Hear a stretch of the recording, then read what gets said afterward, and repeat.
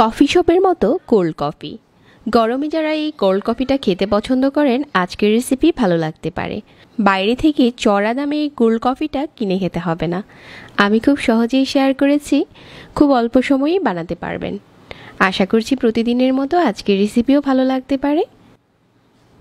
Cold কফিটা বানানোর জন্য 2 টেবিল চামচ নিয়ে নিচ্ছি ব্ল্যাক কফি। আপনারা যে কোনো ব্র্যান্ডের ব্ল্যাক কফিটা নিতে পারেন। তারপর এখানে 1/4 কাপের মতো গরম পানি দিয়ে এই কফিটা গুলিয়ে নিতে হবে। যখন কফিটা খুব ভালো করে মিশে যাবে তারপর একটা সাইডে রেখে দিতে হবে। তারপর আজকের কুল কফি তৈরি করতে ব্লেন্ডার লাগবে। ব্লেন্ডারের জারে প্রথমে আমি 1/4 কাপের মতো নিয়ে নিচ্ছি হুইপ ক্রিম। হুইপ ক্রিমটা অনেকের হাতের কাছে থাকে না, চাইলে এখানে 2 টেবিল চামচ পাউডার মিল্কও দিতে পারেন। তারপর এখানে দিয়ে দিতে হবে মেশানো কফিটা, আর দিয়ে দিচ্ছি 2 টেবিল চামচ চিনি। চিনিটা যার যার টেস্ট অনুযায়ী কম বেশি করা যাবে। তারপর এখানে 2 স্কুপের মতো হবে ভ্যানিলা আইসক্রিম দিয়ে দিচ্ছি, আর দিয়ে দিচ্ছি ঠান্ডা লিকুইড মিল্ক। মিল্কটা আগে থেকে ফ্রিজে রেখে ঠান্ডা করে নিতে হবে। আর 2 চা চামচ দিয়ে দিচ্ছি লিকুইড চকলেট। লিকুইড চকলেট আর না থাকলে চকলেট সিরাপও দিতে পারেন।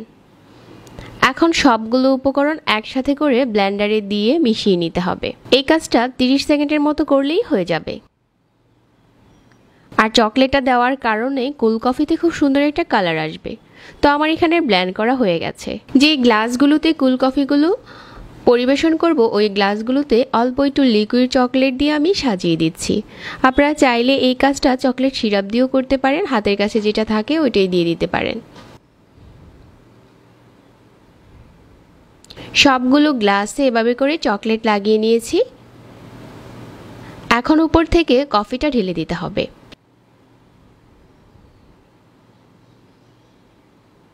সবগুলো গ্লাসে যখন কফিটা ঢালা হয়ে যাবে তারপর এখানে আমি কিছু ভ্যানিলা আইসক্রিম দিয়ে দেব। আইসক্রিমটা যার যার পছন্দ অনুযায়ী চাইলে ভ্যানিলা আইসক্রিম দিতে পারেন, আবার চাইলে উপরে হুইপ ক্রিমও দিতে পারেন যদি হুইপ ক্রিম হাতের কাছে থাকে। আমি সহজে শেয়ার করছি তাই এখানে ভ্যানিলা আইসক্রিমটাই দিয়েছি। আর উপর থেকে কিছুটা কফির গুঁড়ো ছড়িয়ে দিতে হবে। এখন একটা স্ট্র দিয়ে পরিবেশন করার পালা। খুব সহজেই এই কুল কফিটা আপনি বাসায় বানাতে পারেন, তাহলে বাইরে থেকে আর চড়া দামে কুল কফি কিনে খেতে হবে না।